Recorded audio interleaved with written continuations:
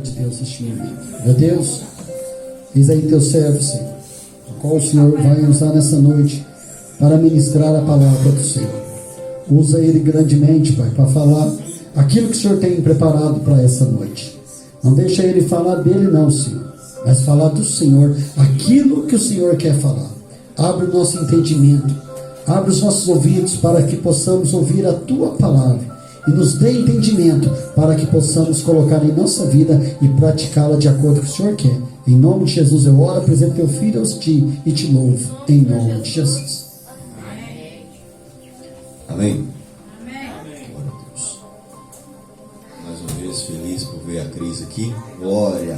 Amém. Aleluia. Isso traz alegria no nosso coração. Amém. Bom, sem perda de tempo, abra sua Bíblia comigo no livro de Mateus, capítulo de número 7, do verso 13 em diante.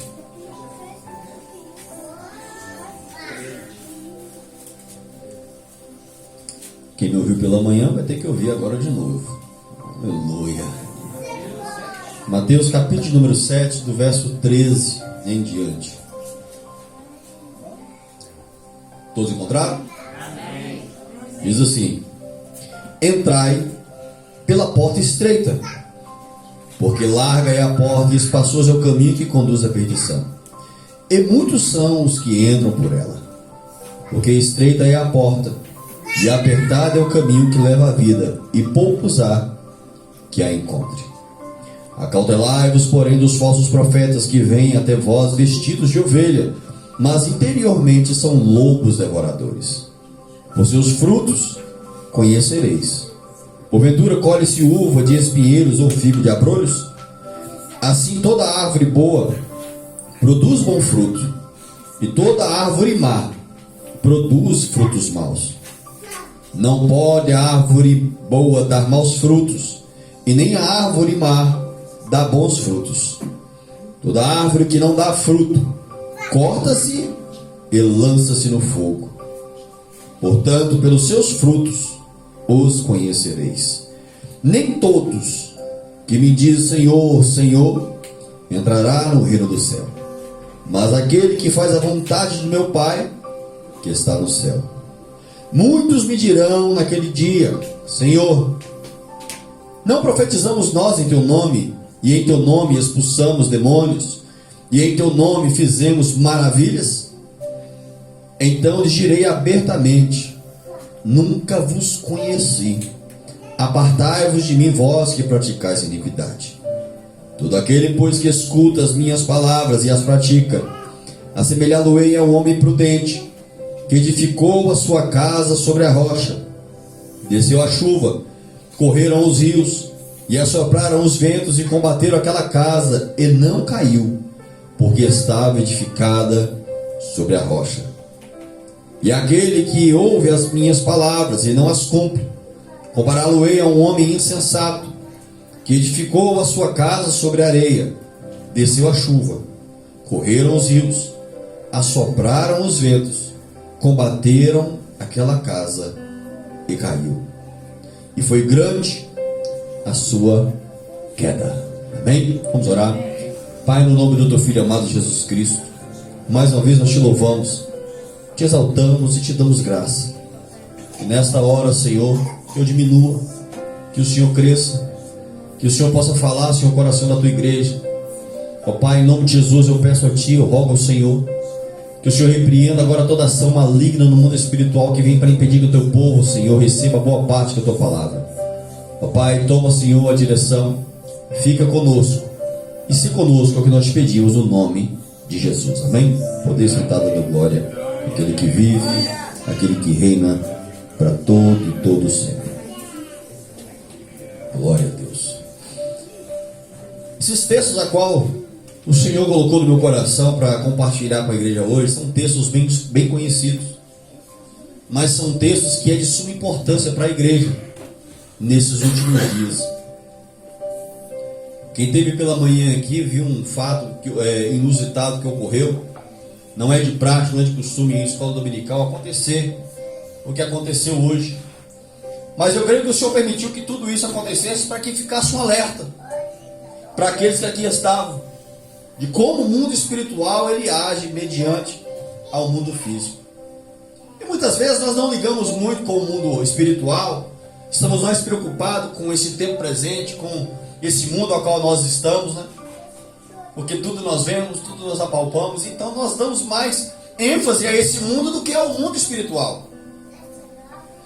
Mas o Senhor, certa vez, Ele vai deixar uma palavra na palavra dele, dizendo assim: olha, o Pai é Espírito, e importa que aqueles que o adorem em Espírito e em verdade.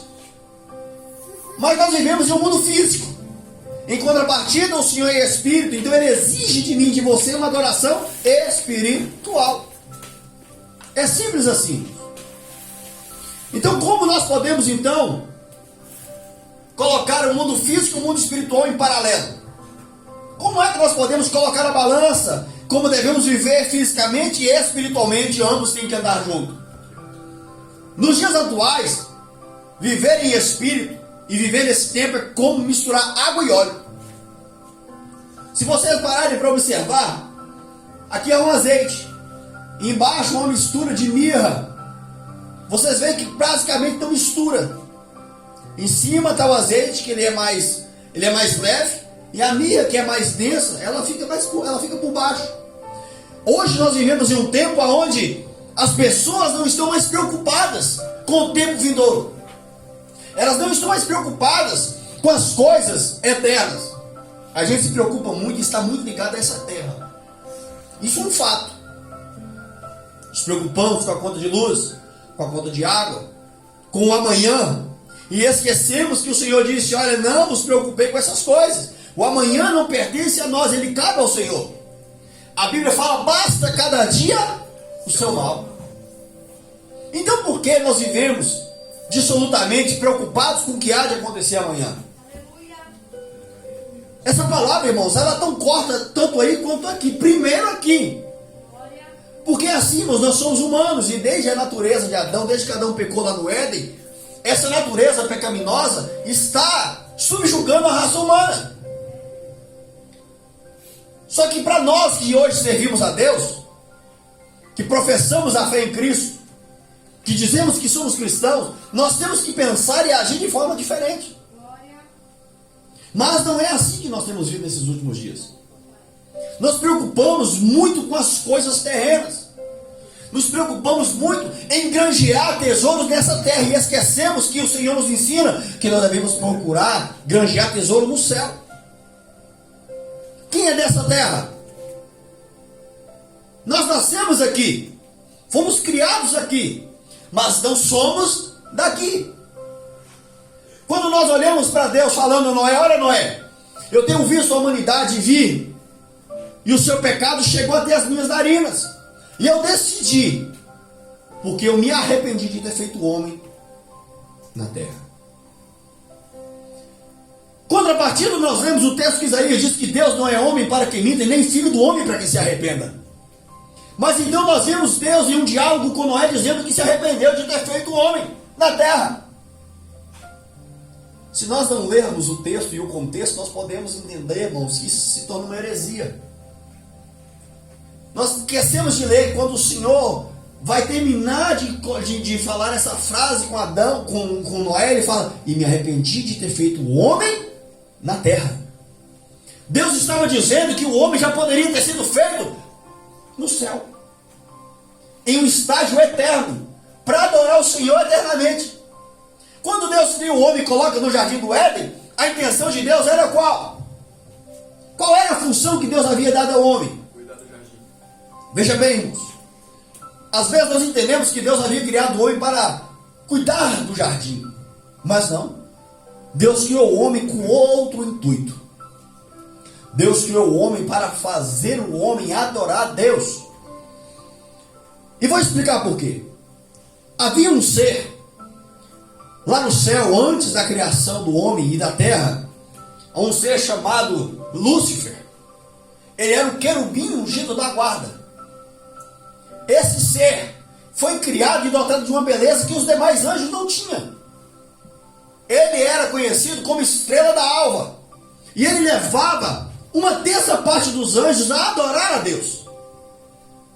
Só que a beleza de Lúcifer, lá no céu, acabou enchendo o seu coração de vaidade.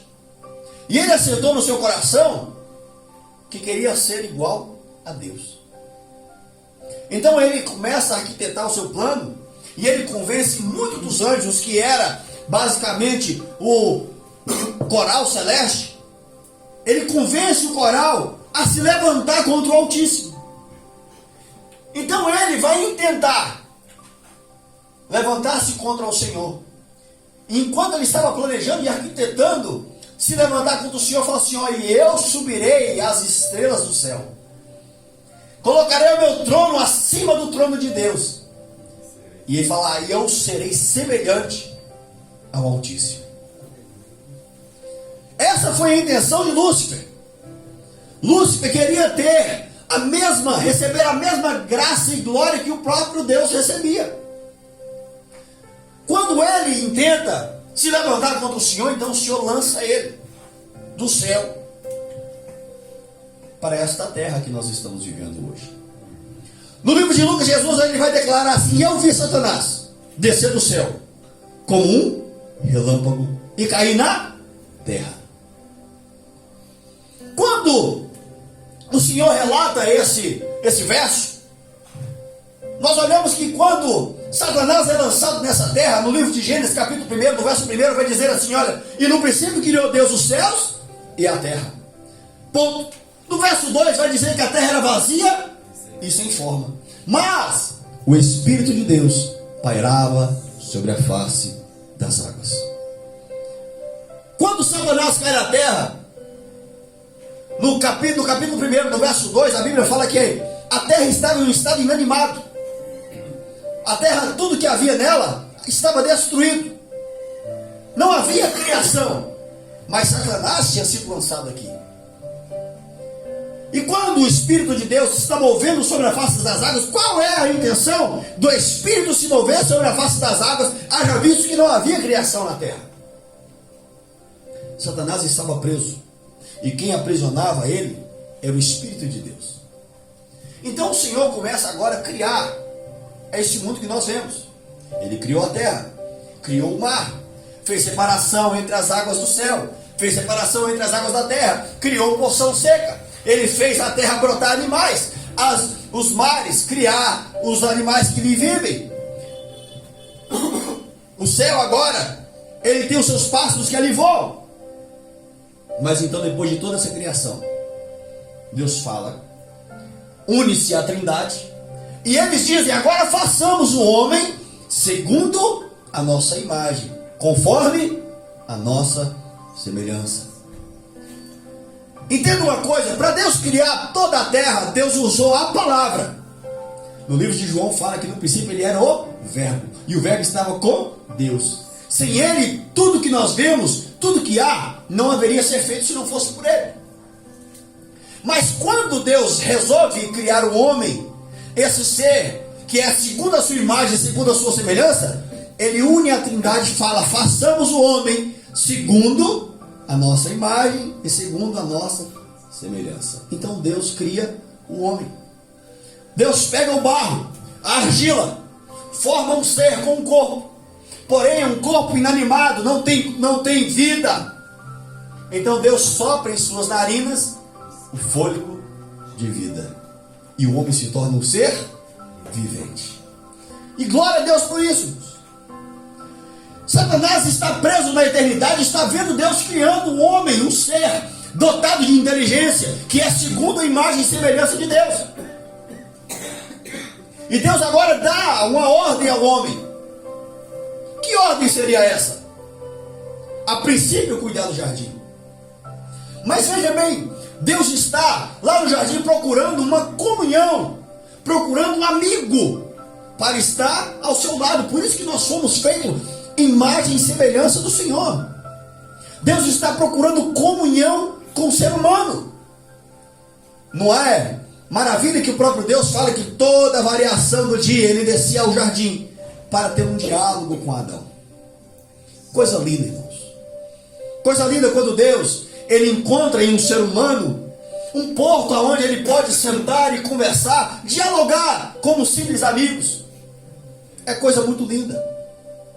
Mas havia um ser que estava preso nessa terra, que ele tem inveja dessa situação. E quando Deus cria o jardim, entenda uma coisa, irmãos, Deus é sabido de todas as coisas. Quando Deus cria o jardim, Deus coloca no meio do jardim duas árvores: a árvore do conhecimento do bem e do mal e a árvore da vida. E todas as frutas, todas as verduras que hoje nós conhecemos, e até outras que não conhecemos, estavam sobre a face da terra. E Deus deu livre acesso a Adão a comer de todos esses frutos, até mesmo do fruto da vida.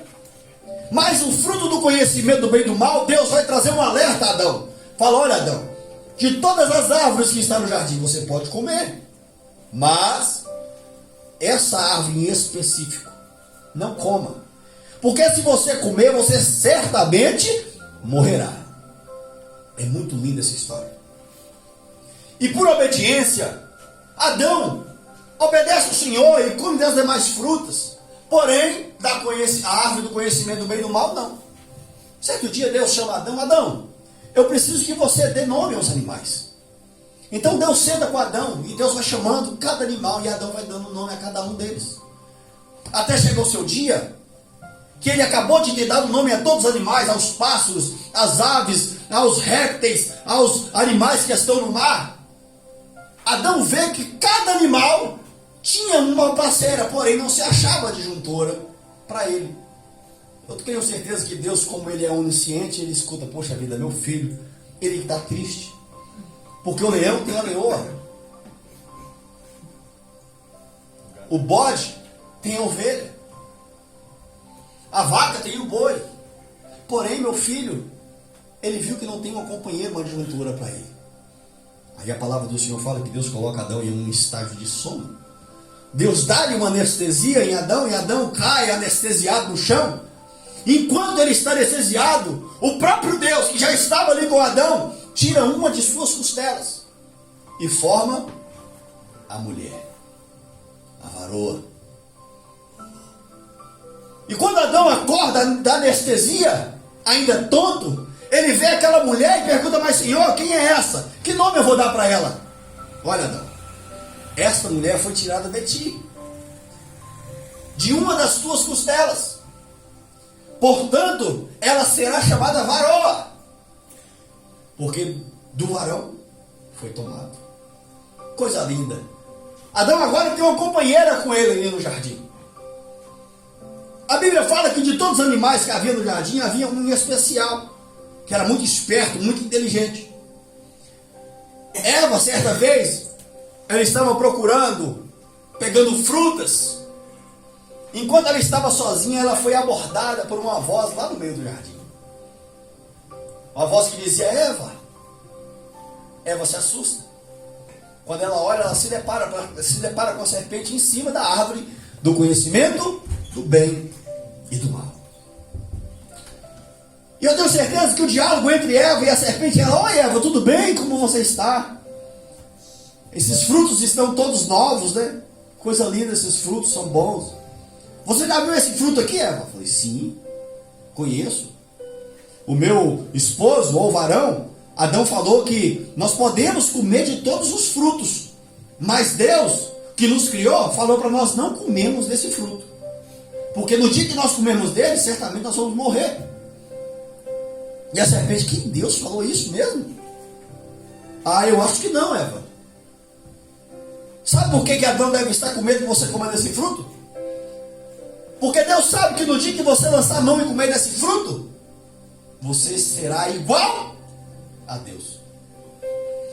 Qual era a intenção de Lúcifer quando estava no céu? Ser igual a Deus. Então ele vai oferecer para Eva aquilo que no princípio ele estava intentando: ser semelhante ao Altíssimo. Deus sabe, Eva, que se você comer desse fruto, você vai ser igual a ele, conhecendo o bem e o mal. E depois de receber a sugestão de Satanás, Eva olha para o fruto e a Bíblia diz que ela viu que o fruto era desejável para dar conhecimento.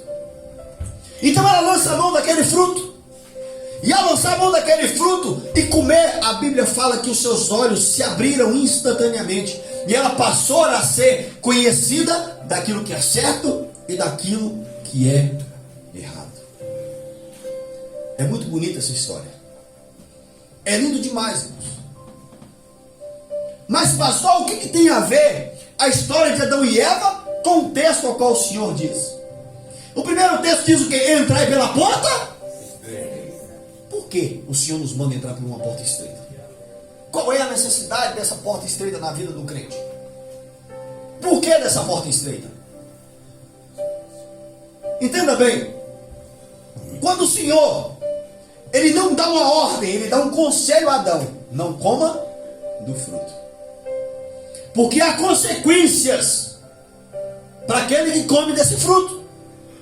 Quando o Senhor fala, entrai pela porta estreita, Ele não está mandando, Ele não está te ordenando, Ele está te dando um conselho: entre pela porta estreita. Porque há consequências da porta larga. Porque espaçoso é o caminho que conduz à perdição, e muitos são os que entram por ela. Satanás, quando ele aparece no jardim, ele vem oferecer para Eva o que? Facilidades. O homem, enquanto estava antes do estado do pecado, ele era um ser eterno. O homem, enquanto estava no jardim, ele era um ser eterno. Veja bem, Deus havia dado a ordem para Adão comer de todas as árvores do jardim, inclusive da árvore da vida. Essa árvore, ela dá fruto uma vez ao ano, e o fruto dela te dá vida eterna. E Adão e Eva se alimentavam desse fruto. Então eles eram seres eternos na condição aonde viviam no jardim. Mas quando Eva lança a mão do fruto e seus olhos se abrem, conjecture comigo. Eva vem com aquele cestinho tecido à mão, feito por samambaias, com aquele cesto cheio de frutos. E ela chega até Adão e oferece a Adão daqueles frutos. Só que Adão observa e vê um fruto diferente lá, falando: mas Eva, esse fruto aqui não é da árvore que Deus havia nos proibido de comer? O que faz aqui?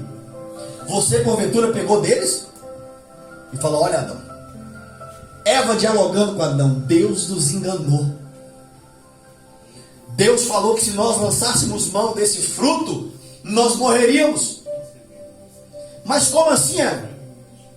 Eu comi do fruto. E eis aí, estou viva. Não morri.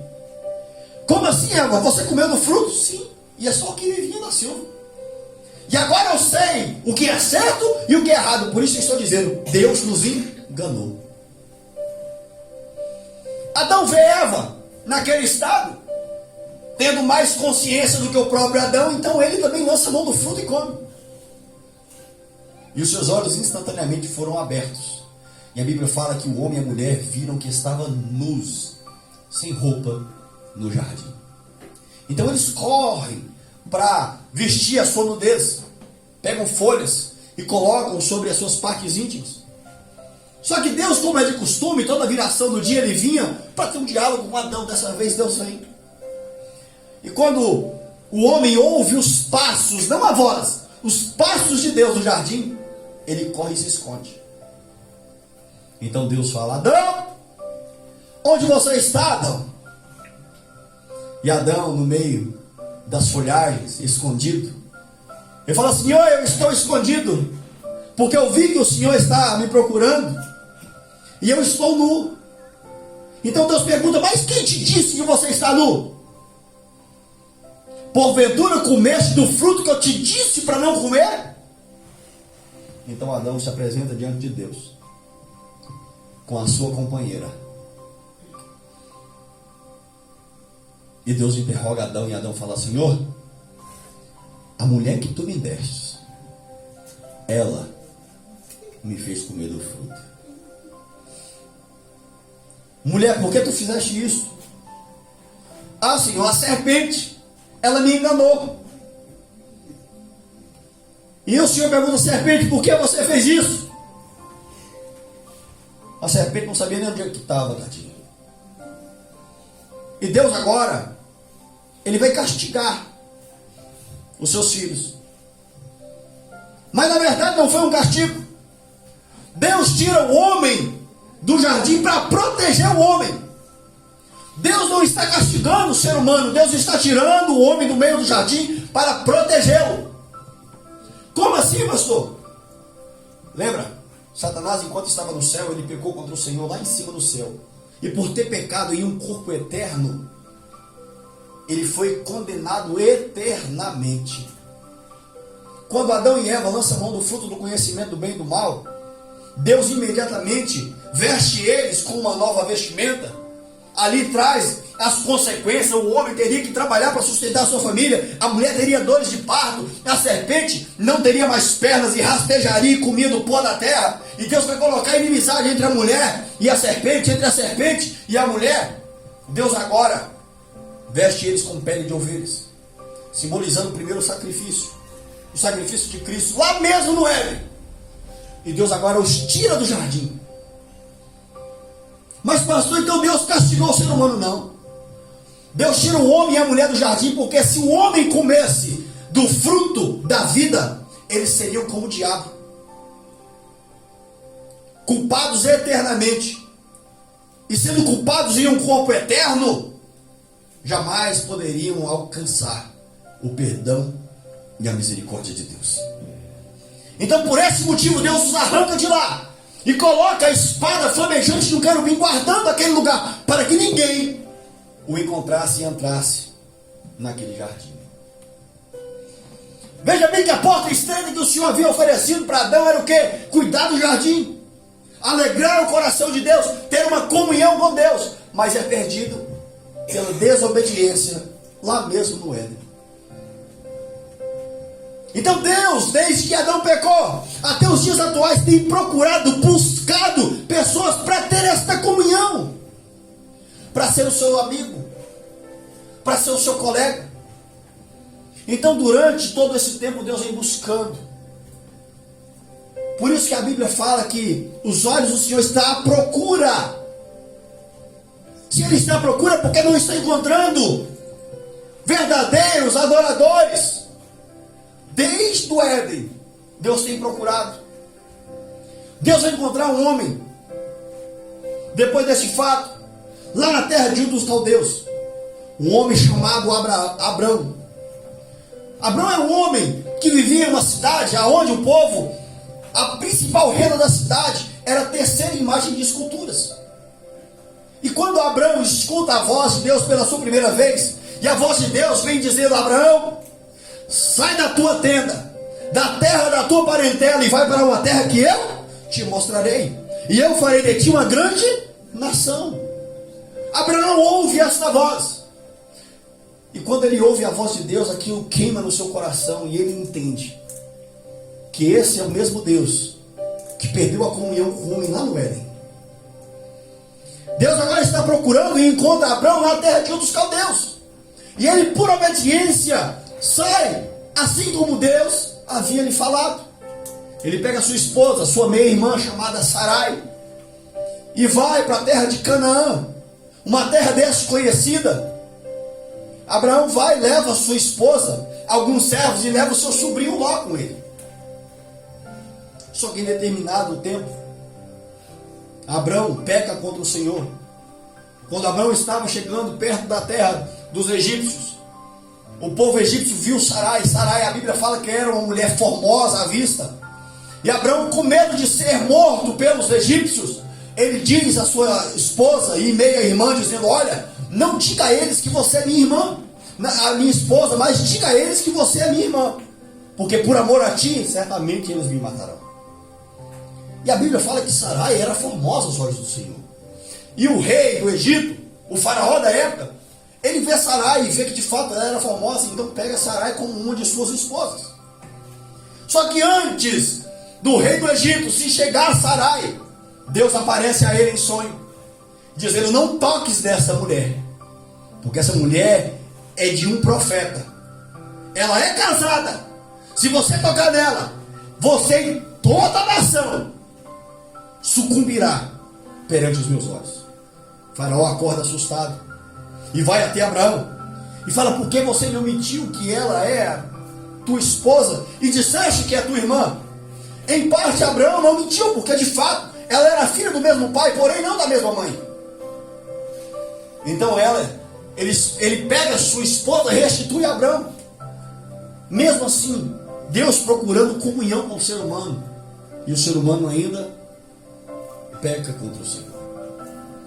Mais na frente, Deus vai encontrar o nosso amigo Noé em um tempo terrível, aonde o povo havia pecado de várias formas, e Deus desiste de fazer o homem. Olha, ele vai dialogar com Noé dizendo: olha, filho, eu me arrependo de ter feito o homem na terra, porque o pecado que agora subjuga a terra tem feito o povo se levantar contra mim e pecar, e o pecado do povo chega até as minhas narinas, e o pecado cheira mal. Então Deus decide destruir com toda a raça humana, poupando apenas Adão, poupando apenas Noé, seus 3 filhos, as suas 3 noras e a sua esposa, e um casal de cada animal. E Deus continua buscando a comunhão com o ser humano, mas o ser humano sempre se esquivando de Deus. Depois do dilúvio, a Bíblia fala que Noé, ele vai construir para si uma vinha, e ele senta debaixo daquela vinha e se embriaga, de tal forma que a nudez ficou exposta para seus filhos, que acabou condenando o seu filho Cã. Deus está sempre procurando ter comunhão com o ser humano, mas o ser humano, ele continua se esquivando da comunhão com Deus, porque o diabo sempre tem colocado diante de nós a porta larga. Irmão, como é mais fácil passar em uma porta larga do que passar em uma porta estreita? A palavra do Senhor fala que mais é fácil um camelo passar no buraco de uma agulha do que um rico entrar no reino dos céus. Só que tem gente que não entende que buraco de agulha que é esse. Lá em Israel há uma porta chamada buraco de agulha, que para um camelo passar nela somente ajoelhado. Então a Bíblia vai dizer que é mais fácil o rico, mais fácil o camelo passar nesse buraco de agulha ajoelhado do que um rico entrar no reino dos céus. Por quê? Porque o rico coloca a sua confiança nas coisas dessa terra. E eu não estou falando, irmãos, de riquezas que você venha ter grande abundância, não. Quando você começa a confiar mais no seu braço do que no braço do Senhor, você está fazendo o quê? Confiando nas riquezas dessa terra. Tudo que o diabo tem feito desde o princípio da fundação do ser humano é o quê? É colocar diante de nós as facilidades. Ele sempre tem colocado diante do ser humano as facilidades dessa terra. Só que uma coisa que eu já falei, vou tornar a dizer, para que isso fique bem gravado na nossa mente: o diabo, irmãos, ele apenas nos apresenta as coisas dessa terra, mas de maneira nenhuma ele te obriga a lançar a mão dela. Lá no Éden não foi diferente. Ele apresentou a Eva o fruto e disse a Eva: esse fruto é desejável para dar conhecimento, e Deus sabe que se você comer será semelhante a ele. Pode comer, não tem problema. Ele não mudou a sua estratégia desde o Éden e continua até nos dias de hoje trabalhando da mesma forma. Ah, pastor, não tem nada a ver não, pastor. Ah, pastor, o senhor está sendo muito, como posso dizer, muito rigoroso. Ah, pastor, não tem nada a ver nada. Pastor, é só um pouquinho no telefone. Ah, pastor, é só um pouquinho no videogame. Ah, pastor, não, é só um pouquinho aqui assistindo televisão. Hoje nós vivemos nessa facilidade. O que o diabo ofereceu a Eva, dizendo não tem nada a ver você lançar a mão no fruto, ele tem dito ainda dos dias de hoje: não tem nada a ver você continuar da forma que está. Não há condenação para isso. Ele vai oferecer a Eva justamente o quê? As facilidades. Esquenta não, Eva. Você não vai morrer se você comer, não. Deus sabe que você vai ser igual a ele, então não preocupe com isso, não. Ao invés de dedicar tempo às coisas que o Senhor fala, eu vou te oferecer conhecimento, facilidades dessa terra. E ele oferece. Só que ele não obriga ninguém a pegar. A Bíblia diz assim, irmãos: não veio tentação sobre nós, senão humana. Mas fiel é Deus, que mediante a tentação nos dará o escape. Lançar mão da tentação é com você. O diabo, ele não vai te influenciar, ele vai te apresentar o que é errado. Mas como nós vivemos em uma natureza pecaminosa, quando nós andamos mais na carne do que em espírito, nós damos mais ouvido ao quem? A nossa carne. Então o que o diabo vem apresentar para nós é a necessidade humana. É aquilo que nós estamos necessitando a princípio. Então nós acabamos lançando mão daquilo que é errado e pecamos contra o Senhor. Fugimos da comunhão com Deus com os nossos pecados. A Bíblia fala que a única coisa que pode fazer separação entre Deus e o homem é o pecado. Ah, pastor, então ninguém vai ser salvo. Porque todos pecam, e a Bíblia fala, todos pecaram e destituídos foram da glória de Deus. É fato. Deus vem desde o Éden até Moisés procurando ter comunhão com o homem. E Deus encontra em Moisés um homem que nasceu em um cativeiro, descendente do povo hebreu, um homem que era reto, um homem que tinha comunhão com Deus.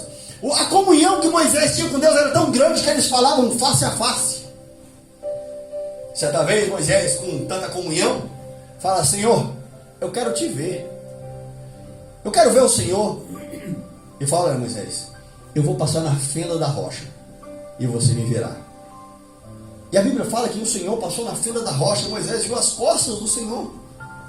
Um homem comedor de arroz e feijão como eu e você, com uma comunhão sobrenatural com Deus a qual servia. Só que certa vez, o povo de Israel, quando estava peregrinando no deserto, eles vão reclamar com Moisés, e eles param num lugar chamado Meribá, e lá era um lugar seco, não tinha água, e o povo estava reclamando de Deus, que estavam cansados de maná, estava cansado de codorna. Eles olham para o Egito e falam: que saudade que eu tenho da cebola que eu comia no Egito.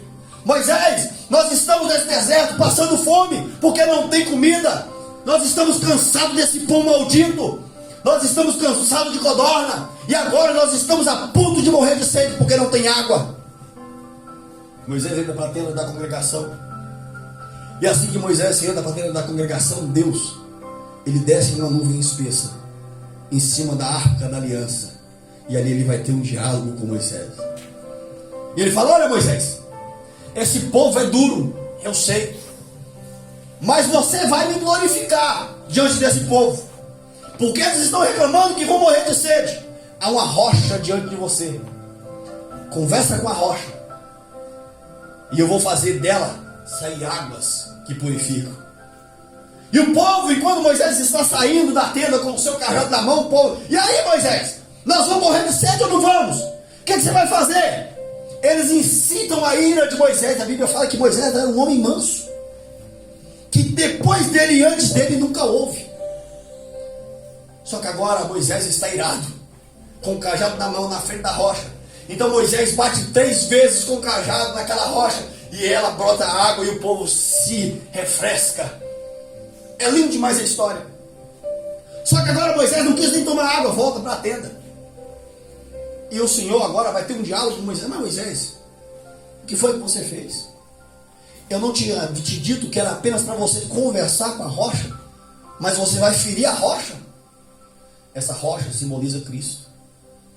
Moisés fere a rocha e por isso foi impedido de entrar na terra prometida. Mais uma vez, Deus procurando ter comunhão com o homem, e o homem fugindo de ter comunhão com Deus. Nós vemos aí a figura de Moisés, que foi um dos mais próximos do Senhor. Só que agora Deus também procura. Ele procura os profetas, procura os juízes. Ele procura ter comunhão com o povo, mas o povo está sempre pendendo para as coisas erradas dessa terra. Eles estão sempre procurando a porta larga dessa terra. No tempo antigo, irmãos, havia um Deus para todas as coisas. Um Deus para a fertilidade, um Deus para o plantio, um Deus para o tempo bom, um Deus para a chuva, um Deus para o sol. Havia um Deus para tudo. Ao invés do povo buscar a Deus, que é o único Deus e soberano, eles iam oferecer sacrifícios a deuses estranhos. E mais uma vez, a terra está corrompida. Só que Deus separa para ele um povo, para ser tomado como sacerdote, como reis, príncipes, princesas, mas esse povo decide pecar contra o Senhor. Então Deus vê a necessidade de usar um profeta, dizendo: olha, esse povo, ele tem pecado e aborrecido, mas eu vou dizer algo, que daqui a pouco tempo, uma virgem conceberá, ela dará à luz a um filho, e eles chamarão de Emanuel, que quer dizer Deus conosco. Deus, ele procura todos os meios de habitar no meio do ser humano, mas o ser humano está sempre fugindo da face do Senhor. Então Deus agora começa a profetizar que Jesus viria a essa terra. Deus vê então a necessidade do povo agora não mais usar sacrifício de animais para expiação do seu pecado. Deus agora decide trazer o seu próprio filho para expiar de uma vez por todas o pecado de todos os povos, línguas e nações. E nasce então Jesus, lá em Belém, filho de Maria e José, que era o seu padrasto, carpinteiro. Nasce Jesus, e 33 anos anda sobre essa terra. Então nós vemos Jesus lá no Calvário, um homem que viveu em obediência a Deus, um homem que optou em andar pela porta estreita e de maneira alguma passar pela porta larga, em obediência ao Pai. Com seus 33 anos, no final da sua vida, ele está pendurado no madeiro. E ele pendurado naquele madeiro, ele cede o teu espírito, porque ninguém poderia matá-lo, mas ele de si mesmo deu a sua vida. Aí nós vimos aquela frase bem conhecida de todos nós: Henri, Henri, lama sabachthani, que traduzido quer dizer: Deus meu, por que me desamparaste? E nós não paramos para pensar, irmãos, por que Jesus disse aquilo? O Senhor está carregando sobre os seus ombros o pecado de toda a humanidade, desde o Éden até ele. Antigamente, para fazer expiação dos pecados, havia necessidade de pegar um animal puro, levar diante de um sacerdote, impor as mãos sobre a sua cabeça, para depois aquele animal fosse degolado, para expiar o pecado da humanidade. Mas Jesus, pela sua morte naquela cruz, naquele madeiro, ele faz uma vez por todas expiação do pecado de todos os povos, tribos, línguas e nações. E Jesus, ele não vem abrogar a lei, muito pelo contrário, ele vem cumprir ela, e vem trazer para nós uma esperança, porque se não fosse pela morte de Jesus naquela cruz, nós estávamos perdidos em nossos pecados, afastados e abandonados de Deus para toda a eternidade. E não damos valor ao sacrifício que Jesus, ele entregou naquela cruz por nós. Aí nós dizemos: ah, pastor, mas ele era Deus. Não é porventura que está escrito, deixou escrito, não é por maravilha que mesmo sendo Deus, não tomou por usurpação ser igual a Deus, mas despiu-se da sua glória e tornou-se carne como eu e você. Jesus, como carne, entregou a sua vida pela minha vida e pela sua vida. E o próprio Jesus deixou escrito o texto que nós lemos a princípio: entrai pela porta estreita, porque larga, irmão, é o caminho que conduz à perdição. E o diabo até hoje não mudou a sua estratégia. Ele quer colocar diante de você as facilidades dessa vida. E nós pensamos que tudo que nós temos nessa terra é tudo que nós queremos ter para a eternidade. Começamos a juntar e amontoar os tesouros dessa terra.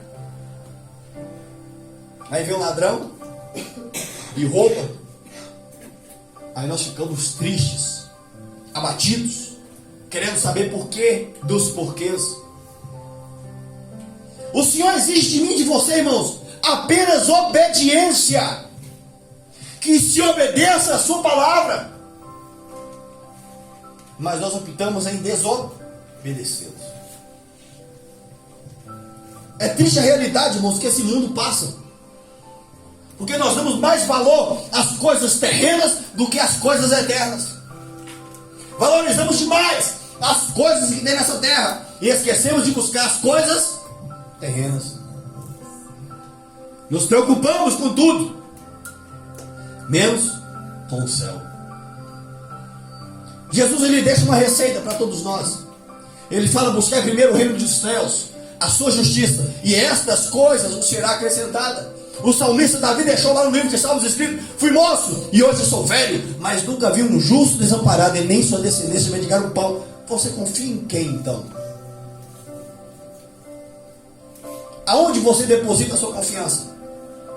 Porque se você confia em homens, é o que o salmista diz: muitos confiam em carros, outros em cavalos, mas todavia nós temos que fazer menção do nome do Senhor. Se nós fazemos menção desse nome, o dia de amanhã pertence a mim ou a você? O dia de amanhã pertence somente a Ele. Eu não sei se amanhã nós estaremos de pé, se estaremos vivos, mas Ele sabe, porque antes mesmo de nós nascermos, Ele já havia escrito todos os nossos dias no seu livro. Glória. Por que então, pastor, que algumas coisas na minha vida demoram a acontecer? É porque nós mesmos, com os nossos pecados, acabamos rejeitando os caminhos do Senhor. Lembra do texto que foi lido? Assim como os meus pensamentos estão acima do céu, assim como o céu está acima da terra, estão os meus pensamentos acima dos teus. Então, irmãos, a quem de verdade nós servimos? No verso 24, para me encerrar, eu queria ter mais tempo, porque tinha muita coisa a ser dito, mas eu quero encerrar com o verso 24 até o verso 26. Entenda isso daqui.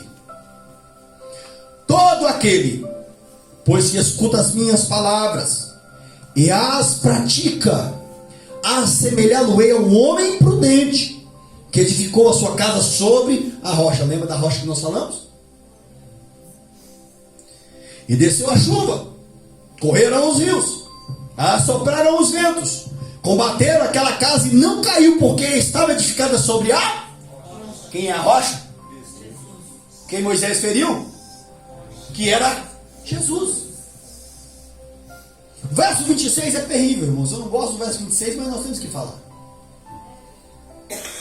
Aquele, pois, que ouve as minhas palavras e não as cumpre, compará-lo-ei a um homem insensato, que edificou a sua casa sobre quem? Não é sobre a rocha. Desceu a chuva, correram os rios, assopraram os ventos, combateram aquela casa e caiu. E foi grande a sua queda.